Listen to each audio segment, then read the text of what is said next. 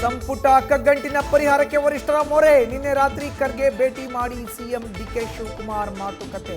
ಕ್ಯಾಬಿನೆಟ್ನಿಂದ ಕೆಲವರನ್ನ ಕೈಬಿಟ್ಟು ಅಸಮಾಧಾನಿತರ ಸೇರ್ಪಡೆ ಬಗ್ಗೆ ಚರ್ಚೆ.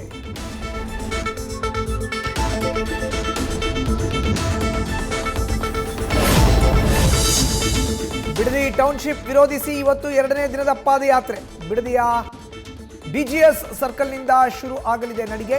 ಇವತ್ತಿನ ಪಾದಯಾತ್ರೆಗೆ ಚಾಲನೆ ಕೊಡಲಿದ್ದಾರೆ ಮಾಜಿ ಪ್ರಧಾನಿ ಎಚ್ ಡಿ ದೇವೇಗೌಡರು.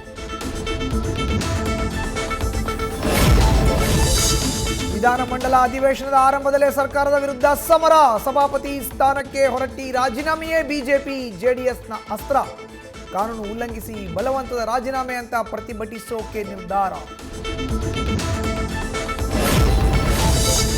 ಬೆಂಗಳೂರಲ್ಲಿ ತಡರಾತ್ರಿವರೆಗೂ ಆರೋಗ್ಯ ಇಲಾಖೆ ಅಧಿಕಾರಿಗಳ ದಾಳಿ. ಕೊಳೆತ ಮಾಂಸ, ಪದೇ ಪದೇ ಬಳಸಿದ ಅಡುಗೆ ಎಣ್ಣೆ ಪತ್ತೆ. ಯುಬಿ ಸಿಟಿಯ ಸ್ಕೈ ಹೋಟೆಲ್ ಸೀಸ್.